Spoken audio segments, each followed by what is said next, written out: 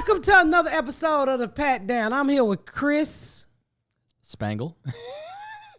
Your best buddy. Small-eyed motherfucker. And If I'm I here were with in Dion. charge, you'd be rich. What's up, y'all? If you was in charge. If I was in charge of things, you'd be rich. I promise you. I will make you rich. I can see you doing some Django shit with me. Twist, though, you'd be Leo DiCaprio. Stay tuned after the music. We're going to see if Chris become a slave owner. Django!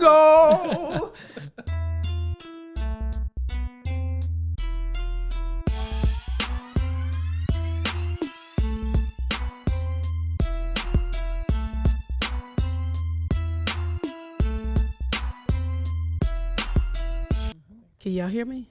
Yeah, I can hear you. Hold on. What we going to talk about? You know what we should talk about?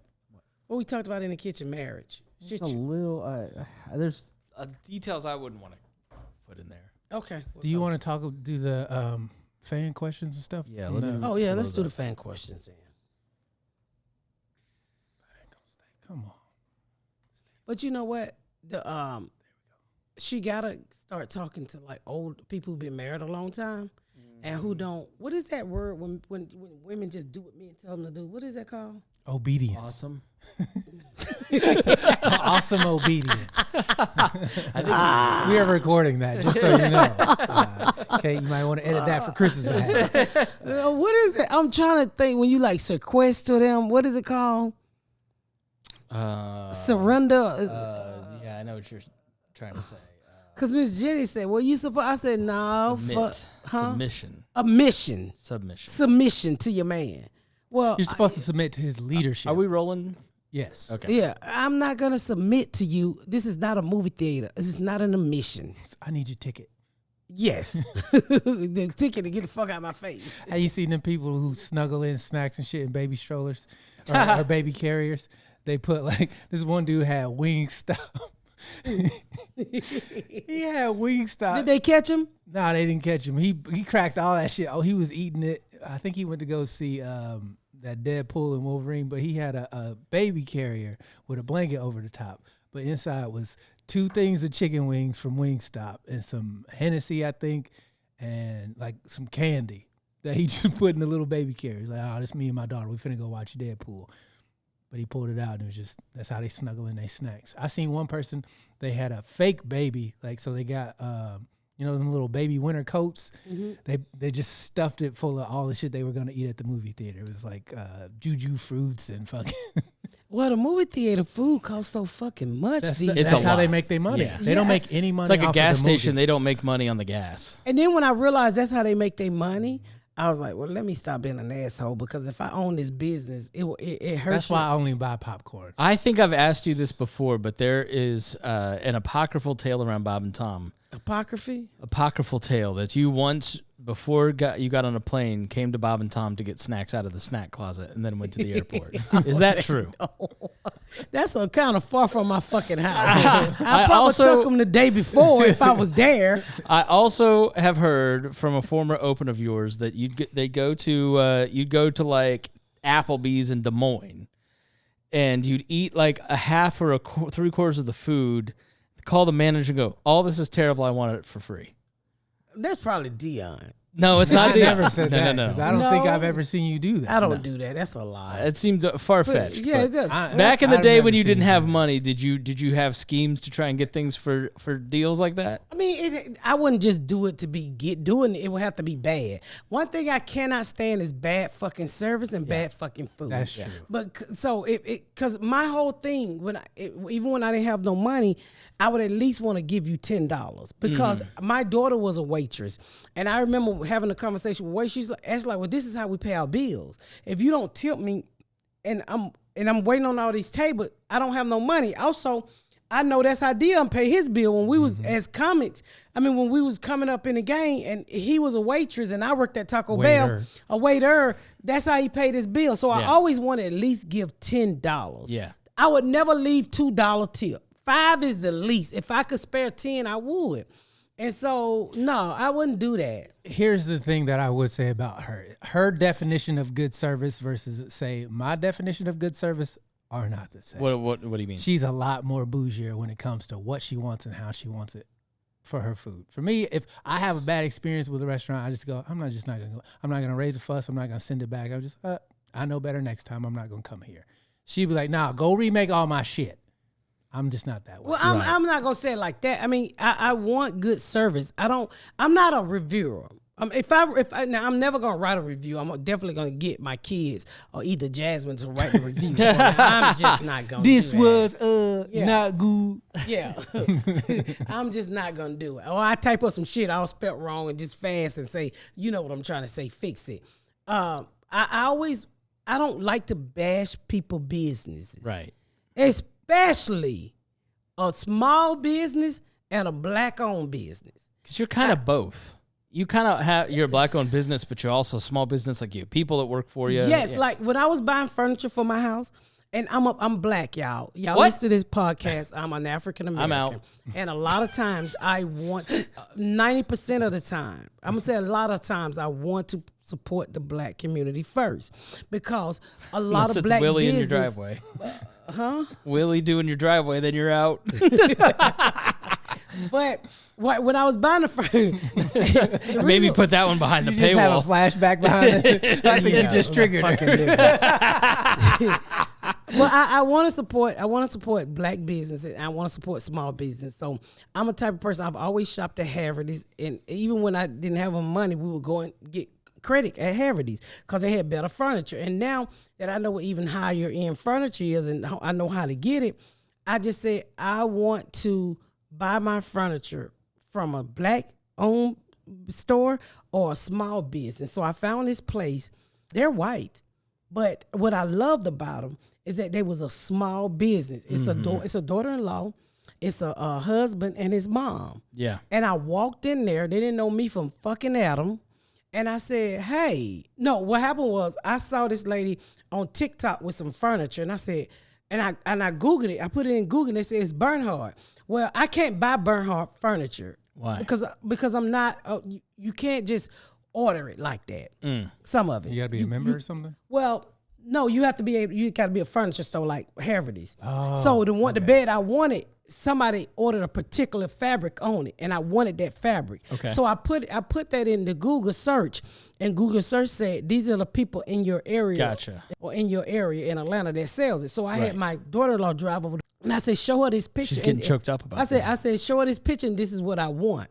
But the lady in this store at the store was so nice that I ended up buying a living room suit, a dining room suit, and check this out. Haverty's sold the same dining room suit, but since they were small businesses, I wanted to support them instead of a big change like Haverty's. Yeah. Now I love Haverty's, like I love Chick-fil-A, but Haverty's didn't need the money like the small business did. Sure. So I bought as much as I could from that small business, because I love good customer service and I love building relationships. Like I called that lady, I walked in the store, I said, hey, I want these lamps. And my friend was like, these some badass lamps. And the fucking lamps was $800. So I said, okay, I'm gonna take this home, and if I want it, I'll let you know. The lamp? She was like, she's like, they're in my living room now. She was like, sure, Miss Pat. But I built a relationship with this small business. Oh, okay. You should say that part first. I thought you just took that lady's lamp. Well, she left the gun out of it. I'll let you know if I'm going to bring these back or not. No, but you built a relationship where you could say, hey, I'm going to take this home. Yes, yes, and I love them for that. And if I don't like something, they'll come back and get it. You can't do that with a big store. And I'm 52. That's what I'm used to. I'm used to your mama can send you to the corner store and say, my mama said, give me 4 pack of cigarettes and two half a pint of gin, and she say I can have some chips. Oh, sure, bag it up, give it to your mama, they write it down. Right. Those are the good old days. They're gone. For sure. But to have that type of customer service here in 2024, where it's trust, and I brought a bunch of her stuff home the other day, and I say, hey, she said I might be in your neighborhood. I said, well, come pick this up. I don't like that, but can you bring me this? I feel like it's changing though. Like the days of Applebee's from our parents' generation, and like the big chains, and some of those are, so you know what happened? People are choosing more like bespoke local places. So Red Lobster went out of business, right? Right. But they didn't go out of business. What happened is these short sellers came in and took over the company. They ran it into the ground and were making money off the demise through the stock market of Red Lobster and all these other businesses going under. And then they bought the real estate property that Red Lobster was on. Because when you used to be independently owned and operated, Red Lobster, but you own that property that the Red Lobster was on. Right. So then when these new people took over the main company, they started charging the people who were franchise owners for the land. Yeah. And they made the prices so astronomical that these people literally couldn't afford to keep the businesses open. And so the stock plummeted. And as the stock was plummeting, they were short selling on the fact that it was going to lose. And they were making all this money. This is the big thing behind GameStop, is they were trying to do that to GameStop. And that's why you have this quote unquote meme stock. It's because they were short selling on the hope that this company would fail and they would never have to pay all this money back. Well, people started buying the stock and the prices went up. And when you try to buy short, if I hope I'm saying this right, is that the point is you buy something at a price, the price goes down, you buy more of it, and you borrow shares at that price. Mm-hmm. So you can do whatever you want with the shares you borrow as long as you replace them. And if the price goes down, it's cheaper to replace them. Red Lobster got saved? No, Red Lobster, they're closing down. They're pretty much done. They're cooked. Yeah. But they tried to do that to GameStop, and then this kitty guy was telling people, hey, I'm going to buy this and I'm going to hold on to it because the math isn't mathing. They were borrowing more shares that were available. And when you borrow a share, you have to give it back at some point. And if the price goes up, you have to buy it at that price. What they were doing is they were making the price go down. So when they can buy it all. Exactly. And so that's this whole big thing. So did GameStop get saved? Yes. GameStop has like $4 billion in cash right now. AMC theaters, that happened to them too. Yep. They were purposely trying to tank these companies, these nostalgic places like Red Lobster and Apple, because they were making shit ton of money when they bought the stock at like $44, right? And then they would borrow, say, 100 shares, but they would make the business fail, so the price would go down, and then they would buy the shares they borrowed at those lower prices, and they would keep all the profit from the first borrowing. So they would make all this fucking money, and once the company goes out, you don't have to pay those shares. So how back. do you make the company fail? I mean, I understand the stock market, but a nigga still got to go in there and eat. They made it to where the individual Red Lobsters couldn't afford the rent. They couldn't afford to operate. Because Walmart is the biggest landlord and property owner in the country. Because the value of Walmart is largely their real estate. Mm-hmm. And not just the revenue, but they own the real estate. And so a lot of these companies like Red Lobster, they own the real estate, and it's in prime locations. So if you take over the company, you could make a ton of money just on selling where the Red Lobster was to other developers. On top of the short selling that they were doing. Yeah. So I have some property here where I bought a house, and a very small house, and it was in very bad condition. I got it for a really good price, so I paid cash for it, and I knocked it down because I didn't want. Georgia is very big with squatters, and we all know the story of how hard it is to get a fucking squatter out your house. Mm-hmm. Well, I try to keep the grass cut over there. It's kind of in a warehouse community. Kind of like an industrial community. Yeah. Next to it is a bunch of warehouses where they sell all different types of, like if you take something back to Target and these people go bid on them big trucks. And liquidators, yeah. So it's a bunch of that going on where the house is sitting. And so out of nowhere, I just started getting these crazy ass calls. It's not even a house there. I have an architecture plan. I was going to build a house there and put a kid in there. And so the man next to my door to me, he was like, "Oh, I give you $100,000." I didn't pay that much for the house. And I said, when a person is just offering you money and I said, well, what's going on? They said, I'm trying to diversify my portfolio. I said, me too, nigga. So tell me what's going on. Yeah, I will after you sell me this shit. Yeah, but so I found out that I can go and have this house. It's a residential house, but since it's by so much warehouse shit, I can get it rezoned for commercial and probably sell it for 3 to 4 times more than what they trying to give me the $100,000. So I'm crazy. Like, I'm going to go and get it rezoned. Yeah. Because it's right next to a fucking warehouse. Well, the politician you got to pay off is going to cost you some money. Huh? You ever try to zone anything or rezone? That can be a years-long fight. Years long. Well, I don't think so in this case because it's so much in a residential area. Really, it's only like 4 houses on the street, and the rest of it is like warehouses. I'm just saying. It could be a whole thing. I mean, it could be, but you always look at the negative shit. I'm not listening to you. That's just because I live in the real world, and you enjoy. Go ahead. Let's see what happens. Well, I ain't had that much fight in my life. Well, this is a big problem with real estate that Kamala, I mean, as we're recording this, is like making a push on housing because these private equity funds move in and take over. That's what it is. These giant hedge funds take over Red Lobster. My friend actually go out and buy and redo. He buy a lot of houses and sell them to the hedge funds. That's why a lot of patch them up and they fuck up community because real people don't live in them. And the families don't live in them. Airbnbs got capped here in Atlanta because so many private equity funds were buying Airbnbs, hiring property managers, trying to make money off the Airbnbs. Thank God. People can't. There's not enough available housing, so that's why she's proposing $25,000 in tax credits to a new home built. Who? Kamala Harris. You buy a new house? You build a new house, you get $25,000 on your taxes. Well, goddamn, y'all need to be voting for Kamala. You should have waited a year.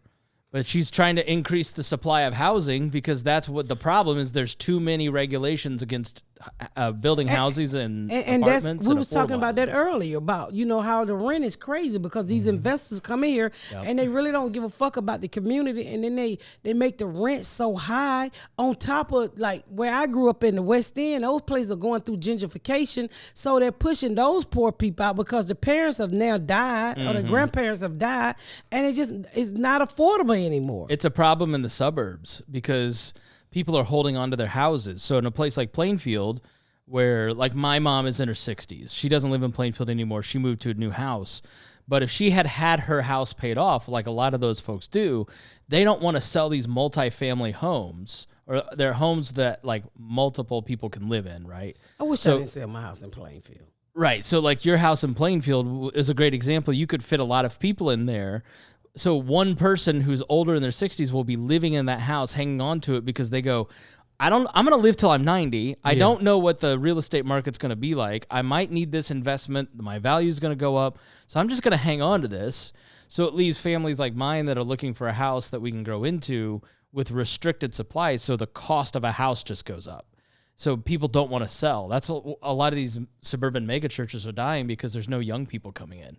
So like churches that had 5,000 people a Sunday 20 years ago now have 1,000 because their communities are dying in these suburbs. Let me ask you guys. My house is worth $537,495,000. And wait, what? Where you lived in Plainfield? Mm-hmm. What did you buy it for? $250, I bet. I don't even. Well, mine was supposed to be $250, but they couldn't get it to. It wasn't enough ranches in my community, and when they went outside, I think it was like $234. I sold it for $507. Reagan and I are looking for houses, and she sent me one today that she went to look at today, and it's like $300,000. I'm like, what's wrong with it? There's got to be something wrong with it if it's that cheap. They still got my pictures up. Oh, cute. So you were talking about cap and rent earlier. Do you think there should be a cap on building materials as far as when it comes to constructing homes? Homes are always going to be. The material have went down.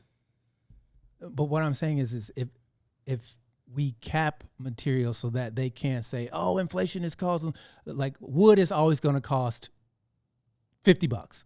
No matter when you buy it, wood is $50, right? Do you think that, as opposed to say, somebody who's an entertainer like me, I can set a price for whatever it is you're willing to pay. The things that people across all walks of life need, do you think there should be a cap on those goods? No, because price controls, rent controls, these are historically shown to be bad in terms of controlling prices. It actually makes things more expensive. So if you put something like rent control, it actually ends up restricting the amount of apartments and housing that's built.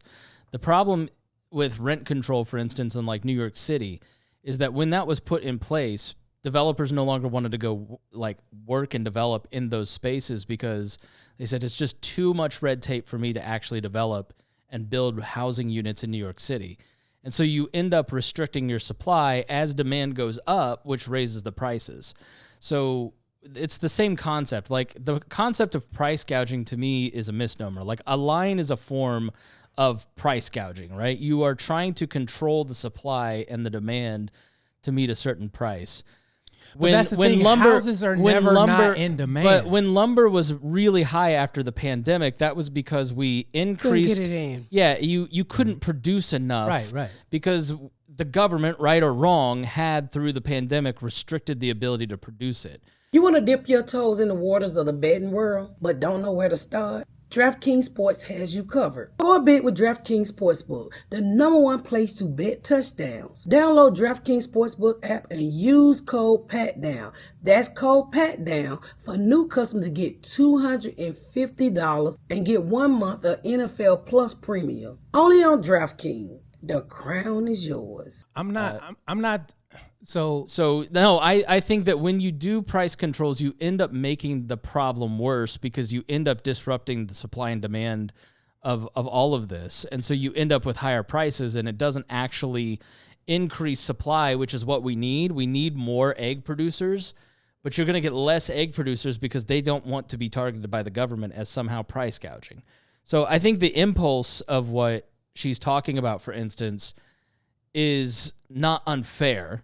It's just not going to work. It's one of the most easily disproven economic theories that price controls work when they don't in economic history. They don't work. Yeah, let me say this. So you telling me the price where I think Joe Biden did this, took the price of insulin down, don't work? But that is the government dealing with its suppliers. So it kind of right. That's what that's different. Where no, it's not. No, the government is buying insulin from Lilly, for instance, and so what they say is, hey, well, the government is buying wood from fucking Home Depot or whatever the fuck the wood come from before it gets to Home Depot. No, what the thing you're talking about is where the government says, hey, we're not paying this price, because what Lilly and other people do is they say, the government is the buyer, I'm going to inflate it. It happens, I'm sure, in your life where they say, oh, I bet Ms. Pat has a lot of money. Let me increase the price. And so that's where I'm saying Biden administration fix should be just for things that everybody has to fucking use. And I'm not like saying insulin, like milk, like eggs. I mean, you not shouldn't even so much as that, because you don't have to buy eggs. You don't have to buy milk. Right, you have to buy food. So, but let's be honest, the government don't control the price of food.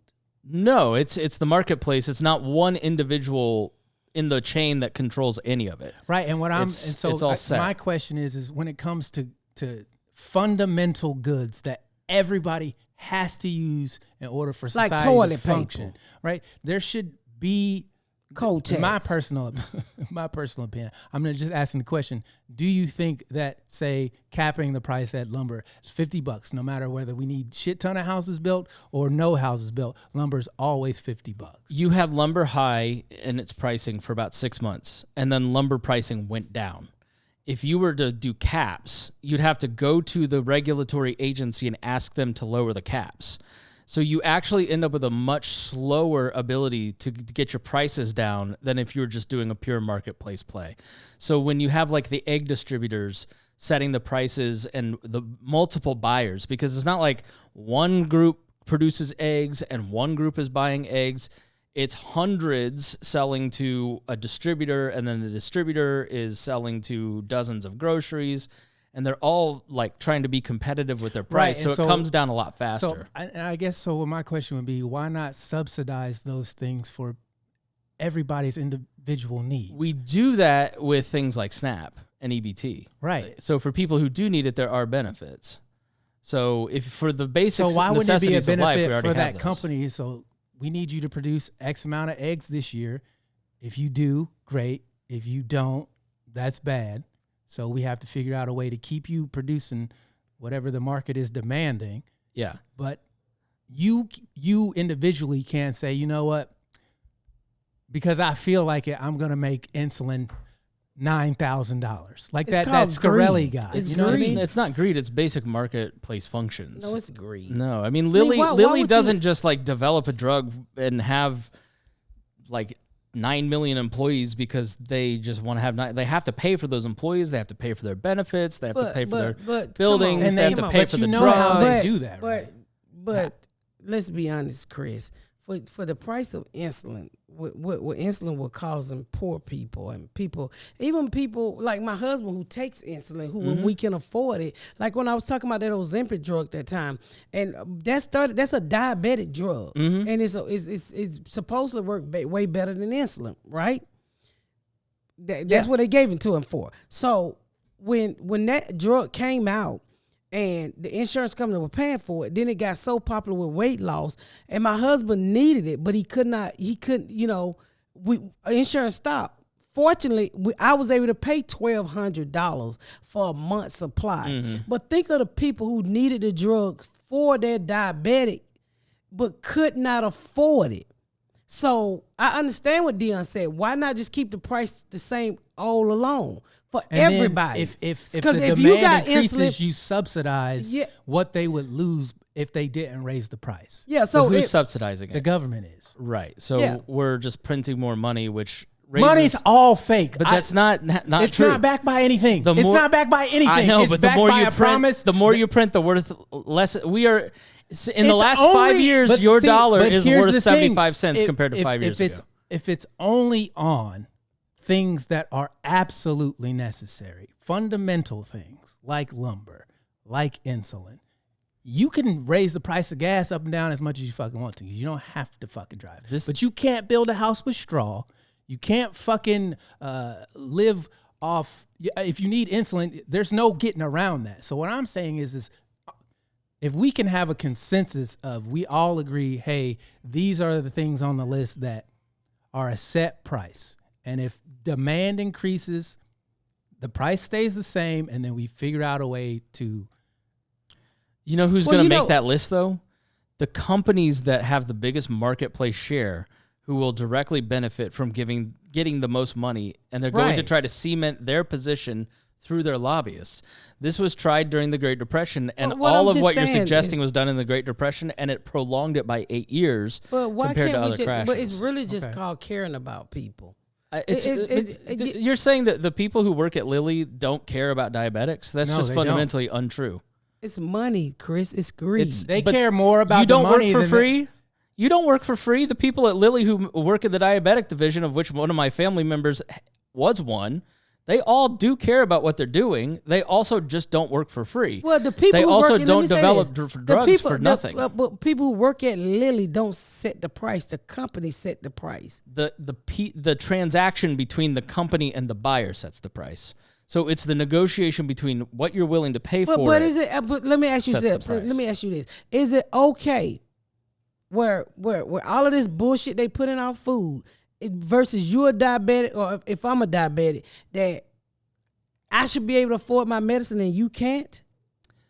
I'm not saying that's fair. I'm saying it is just the reality of life. Like, Lilly has only so much supply for a diabetic drug. Like, you can go in there as the government and say, we demand you produce more. But if you don't have the workers who are trained to do it the right way, if you don't have the materials to make it, how can you realistically demand a company do something if they can't find the workers? It's like eggs. You can't get enough eggs produced right now because we keep killing chickens because of disease. We can't find enough workers because of immigration restrictions. Like, we have high prices because of a lot of government intervention and marketplace problems. So is it okay with you that Ozempic drug for diabetic people, whether they use it for weight loss or not, is okay that a company like Lilly can ask for $1,200 for insulin? I'm saying that they're not asking for $1,200 because they just go, I want this to be $1,200. It costs so much less in other countries. But how does the price for insulin because the marketplace in America is so much bigger than a place like Germany with like what, 20 million, Canada 22 million too. people, 22 million people in Canada. You're not going to admit it's greed. There's 370 million fat fucks in America. But you're not going to admit it's greed. No, I'm not going to admit it greed because I don't think it's greed. Not it's every basic person supply in America and demand. needs insulin. No, they don't. Right? No. I'm fat and I don't need insulin. You fat and you don't need insulin. No. So we're too. People are not taking insulin because they want to take insulin. The idea that the marketplace, Germany having less people, so it's cheaper for them, as opposed to we have more people and it's more expensive for us. But they have less demand and more supply. How do you know? How do they have more supply if they're getting it from us? It's already here. Because they have less people in the marketplace. They How do you manufacture it there. How do you know? Because I have family members who work in Germany? Not in Germany, but I have family members who worked in the financial division of Lilly, and I've talked to them about this stuff. Let me say this to you. There's a part of you. There's a part of you that I love like a brother, but then there's a part of you that don't give a fuck about some people. That's not the case at all. No, yes it is, Chris. You want to make things more expensive because you don't know how they work. I don't want to make things more expensive. I'm just saying, if the government can go in and tell Eli Lilly, whoever the fuck they told, take that drug down take insulin down from whatever the fuck it was to $39, I think it is now, because old people could not afford it, then there's a problem. Do you know what the number one crime in Florida is now? Medicare fraud. You know why? Because the government has unlimited resources for me to rip off as a company. Well, because if you remember the ventilators during COVID, every company started rushing to make ventilators to get money from the government. Well, it's nothing, and they made shitty ventilators. Can I say this? And we didn't even need the ventilators. Well, it doesn't. You're gonna have people that steal in no matter what. Stop focusing on the people who take and focus on the people who need. But you cannot separate the two. Yes, you can. You cannot. Yes, you cannot. Yes, you can. Yes, you can. When you guarantee a payday, you're going to get fraud. That's not. You're going to get frauded no matter what. Whereas the marketplace goes, are there comedians that you know are pieces of shit? And you know that because you're in the industry. You are an expert in this industry. But when you put a bunch of politicians in charge of something who don't know anything about the subject matter, they make it worse because they appoint people that they like and donated to their campaign to run things like this. But the thing with you is you okay with people charging whatever the fuck they want to charge for their rent. You okay with people you okay with the government not stepping in and saying, no, it should be a cap on the amount on the price of insulin to save lives. You have to retort to me is that I don't care. I'm not hearing anything from you to say how your ideas work. Let me say this to you. I had my father, when I picked my father up from Grady Hospital here and I drove him back to Indianapolis, I don't think I really knew you at the time, but I knew you. My father had one leg. They let him go out the hospital. They didn't give me a wheelchair or anything because they said Medicaid, Medicare would not give him a chair, and I'm moving him to another state. I literally put my daddy in a wheelchair. They took it at my car. I drove my daddy 8 hours. I pulled over on the side of the road because he only had one freshly cut off leg. Changed his diaper every fucking day. Let me back up. My daddy, they gave him medicine that morning. I didn't have no Medicaid, no Medicare. I pulled up at a pharmacy, and the man told me, I think at the time, his medication was like $800. I'm a struggling comedian. I didn't have it. I said, sir, I don't have it. And he has not taken his medicine. And I started to cry. I'll never forget this shit. The pharmacist say, stop crying. Me and your daddy take the same insulin. Take my medicine. And he gave me his medicine because him and my daddy took the same medicine. Had he not done that, my father probably would have died. I had to drive my daddy back to Indianapolis, apply for Medicaid, Medicare, because I didn't have that kind of money to pay for insulin. It was like $600-700 a pop, and my daddy had cancer. He was on all other kind of stuff. That pharmacy gave my daddy that medicine for free, Chris. Yeah. When I got him back to Indiana, I had to apply really quick because I knew he was going to run out of that 30-day dosage and I wasn't going to be able to afford it. But let me say this. I had $39 in my pocket that day. If the medicine was reasonable, I could have paid for it and got my father back to where I needed to go. Right. We're talking about two different things. No, we're not. Yes, we are. You are talking about individual instances like that and the morality of the situation. But the question is about how do you supply many millions of Americans a good, a huge supply chain? How do you manage that? and how is that managed, and how do you get So to you the don't think fairest price? You don't, but do you really think the fairest price for insulin, whether I'm rich or I'm poor, is I mean, because when you make a price of something, I always try to when I sell my tickets, and I always try to say I want the person here to be able to buy it, and I want the people here to be able to buy it. Right. But when you make insulin way up here, only the people up here can afford it if they don't have health insurance. And sometimes insulin is high even with Medicaid, Medicare, and even with fucking insurance. So I take a medication every month that is $600 a month. There's no generic for it. It works really well for me, and I don't want to switch. So I called the drug maker, and I said, I want to take your medicine. What can you do to help me? My insurance will not cover all of this. It's going to cost me like $300 a month. How can you help me? They said, we're going to give you a coupon that you can use every month. So that's you going want to make everybody this. to call the drug makers? Yes, if you, No, there are Chris. ways to do Chris, this. Chris, How much Chris. was the coupon for? It makes it $10 a month because they want people to take their medicine. Well, everybody don't know that, Chris, and everybody don't have the resources to do that. And They can't make a phone call? But they don't. Everybody, Chris, you're not living in the real world. You're not living in the real world. Chris, you want what just- you want as opposed to looking at what is going to get just the best because- effective just- outcome. Just because it was a yes to you, it might be a no to somebody else. I mean, you might have just answered the phone. Somebody who answered the phone for you on the right day. I'm 52. I've never heard of calling a drug manufacturer saying, I cannot afford your medication until you told me, Kim, and our audience that today. I never heard of that. Yeah. So when I had my daddy who had a freshly cut off leg in the car, you had the same experience I had. well, I You didn't met somebody that gave a shit. You well, met somebody in the system that cares. So what I'm saying is, why can't the government, or why can't we make prices that give a shit about people? So because you are going to end up giving power to people who don't give a shit about people. They care about pleasing lobbyists. You're giving power to a system that doesn't actually regulate the price. It regulates the price that benefits the people who have the best lobbyists. You end up with more fraud. Is it okay? You don't end up with what you're desiring. You end up with what you hate. With fraud. You always going to end up with fraud. Because that's how it works. That's what it's the point okay. of the government. There's nothing wrong with fraud. Yes, there is. There is. You went to jail for it, Miss Pat. It's okay. You gotta steal a little bit. Everything can't be sold. It's some shit out there that need to be stolen a little bit. It's okay. You can't. The problem is there's always going to be people that commit fraud. You but know when who you you're in sound like, Miss Pat? An old white man. Sometimes you gotta steal. Right. When Whether you're it in be the free pussy, market land, or system, you medicine. go out of business. You lose your business if you try to steal from people. But when you're the government, you don't go out of business. You get a promotion. Yeah, but Chris, I do think stuff like medication should have a cap on it. I do think stuff like rent should have a cap on it.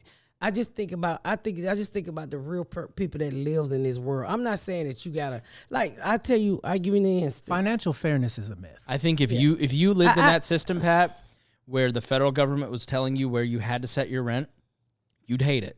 And you'd buck at it. No, you'd rail against it on this listen to podcast. this. If that's Listen. all she had, probably. But that's not but all. look, and that's the problem that I have. I would only buck on it if now I would buck on it if the government said if my mortgage was $900, they said well the most you could charge is $700. Well, I can't eat $100 government, then I can't fucking live. But they're the government and you have to. But no, that's You're not giving realistic. back to the rest. You're giving back to everybody. Oh my! Isn't it great? No, Chris, because you're not being realistic. Isn't it great to give back to people? But the government would You're never helping say, people. No, the government would never say Suck that $100 and love it because No. that's what's good for people. See, now you being a cracker. Damn. You being a fucking cracker now, because that's not how it fucking works. The government is never gonna tell you, "Oh, your rent is $800." But see, he just That's flipped exactly the what he they just would flipped do. the argument on But you. that's exactly how it works. They tell you where you have to set the price. That's what we're talking about with price controls. They're not going to tell you that you have to cap your rent here. They're going to tell you you have to keep. It's going to get negotiated in Congress into set it at fair market price. Who do you think sets the fair market price? It's some government-connected business that is trying to cement their marketplace position, trying to keep competitors out, and the competitors are what make things cheap. So you telling me if my rent is $800, they gonna come out with a fair market price of $400? No, they're going to come out and they're going to say you have to charge $1,900 because that's what everybody in your area has to charge for this square footage. They'll have a formula. because the formula makes it fair. It's not about you can't charge more than this. That's not how it ever works. It's you have to go by this formula that a government bureaucrat concocted, and everybody who plays within this system has to be a part of this system. I think so. They're not going to say, Miss Pat, you're very altruistic as a landlord. I don't think they're going to say you're going to jail, Miss Pat, because you won't charge $1,900. You want to charge $800. No, but they can put you into court or fine you into behaving. Yeah, no, they'll come. Exactly The government will absolutely come. How many zoning people did did you have to deal with on this house? How many different permits did you have to get on this house? How many people did you have to ask for permission to do things on your own property for this house? There's always someone who is monitoring what you're doing at the local and state levels. Is that a problem? Do you think it can be, depending on what they're monitoring. If you get the wrong inspector on the wrong day. Yeah. Well, I look. As opposed to Miss Pat knows what's best and how to build her house. Her and her architect, who is financially liable for building a reliable house, like at a certain point, you have to go, how many different layers of government do we have to deal with? Well, how you own a piece of property, you should get to do with your property what you think is best. You are successful. You bought this home. You know what's best for your renters, not some government formula. But here's, I think, is what she's saying. It's because she started from the bottom and now she's here. Mm-hmm. She knows how hard it is to get to this level. Sure. And when you put all these unaffordable prices in place for these people, you can never, it's so hard to get out of it without help.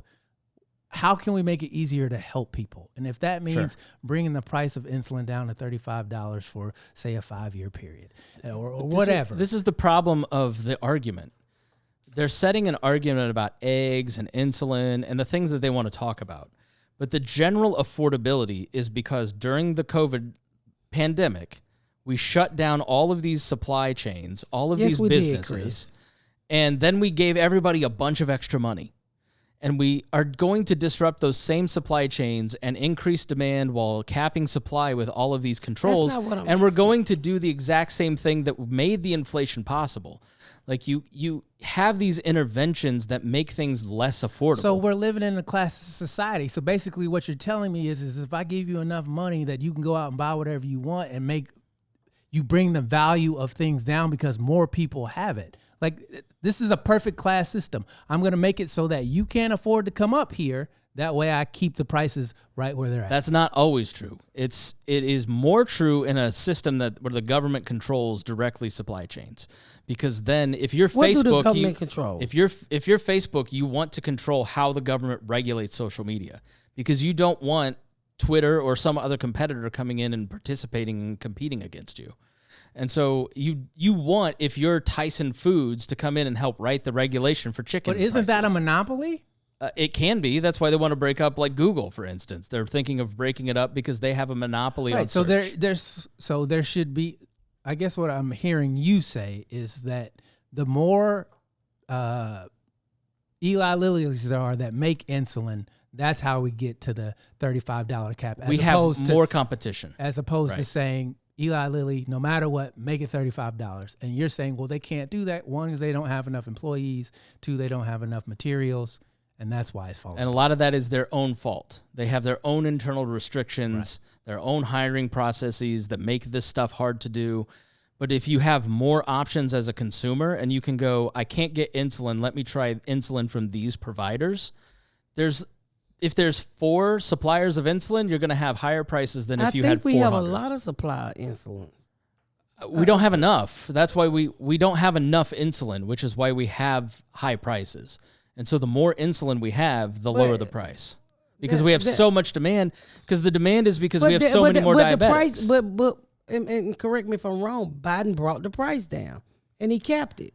He brought the price down for Medicaid and Medicare users. So he brought it down. So it's kind of like he's hoping nobody fact checks him. So what Biden did this week, as we're recording, is he went to the companies and he said, look, we're the 500-pound gorilla. We're the federal government. We can set the price because if you want to sell to Medicare users, you have to figure out how to supply us at this level.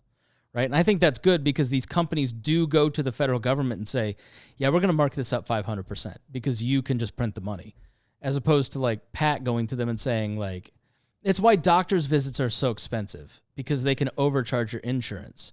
But if you walk into your doctor and you say, I'm paying cash, it's going to be $20. It's going to be $100. It's not going to be $500.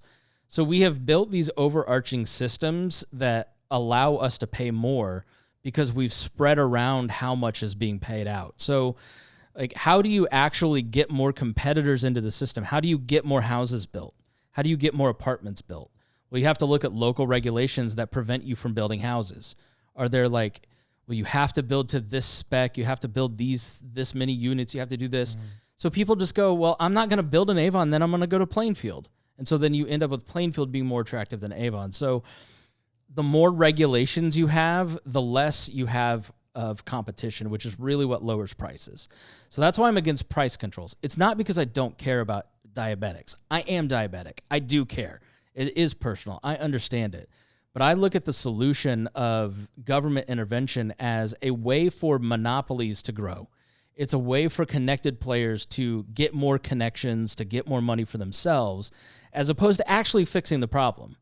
So they're going to act in their best interest. That's just what these companies do. Just like you do it, like I do it, like everybody does it. So if you say you have to build more houses, but we're only going to fund this type of house, and like 15 people have their say in what that type of house that you can build to get this financial regulation, well, then you end up with like 2 people who actually want to play in that field, and you don't actually get more houses. So like Joe Biden says all the time, we built 5 million new houses. It's like, you really didn't. You just are like kind of taking credit for what was already in the pipeline from private developers. So you can never just like listen to a politician and think that they're telling you the truth. You have to like go and figure out what they're actually saying. Well, like, I don't believe any of them. I'm just saying, like, my fight is always going to be for the underdog. Yeah. My fight is always going to be. And I think you have to be skeptical of a politician that says they're for the underdog. Well, all because of them they're say usually that when not. they're running. None of them. I mean, some of them are. Some of them, I mean, everybody got a... No, they get you out of there if you really do fight for the underdog. You get 1 term at the most. Yeah. Yeah, like Bernie Sanders wasn't ever going to go anywhere. They screwed him at the convention on purpose. Like, he was a guy that was fighting for the underdog. I do think in some ways Donald Trump thinks about like not middle class, like blue collar workers. He just cares about social issues. He doesn't actually care about their financial well-being. Like, if you're going to put a tariff on every good in the country, you're not making them more attractive. Like a Midwestern steelworker, they don't exist anymore. You're just going to make their life harder because the Dollar General is going to start charging more for goods that they import from China. They're already closing. Yeah. So it's like Donald Trump saying, I'm going to put a tariff to help support American-grown businesses is actually raising prices for the people that he says he wants to help. Like, it's foolish. I mean, anything made in America is very high. I don't buy shit made in America. But if you took that action, we'd change it. And like, that shit costs more. There's going to come a point where Americans have to decide. These was made in China, but for a low price of $20, you can get you a fan. Just go to MissPatComedy.com. Had they been made in America, I would have to charge you $75. Look, there's going to come a point where we have to realize China's not our friend either, and we got to figure it out here. Well, not until they stop making good hair. Start looking for Vietnamese suppliers. When they stop making good hair. I don't give a fuck what y'all do. You better. Well, I was. Yeah. But so just wear that. Yeah. Let me fuck say China's this. hair. I'm kind of mad you didn't wear the braids for me this weekend. Yeah, you better not blow up the hair factory in China. That's No what promises. you better not do. There's no greater industry that is an American industry than the bomb making. Money. The bomb making industry. Yes. And these came from the Great Wall of China. They do work, and it's hot as hell. They were made by Matt Damon's children. Well, we got to wrap up because we're like. Wasn't he in the last wall? That Chinese. Yes. Did you see that movie? I stopped watching Chinese movies after Tom Cruise made Miss one. Pat Show, and then we got what we got here? Hot and flashy. Hot baby. and flashy, baby. So make sure you get your fan now. It's on the Miss Pat Comedy website. Get your fan, girl, to keep that heat down. Oh. And with that said, we done heard Chris talk enough of this. What is he? Common sense. We were talking about. What does he call himself? A libertarian. This libertarian bullshit.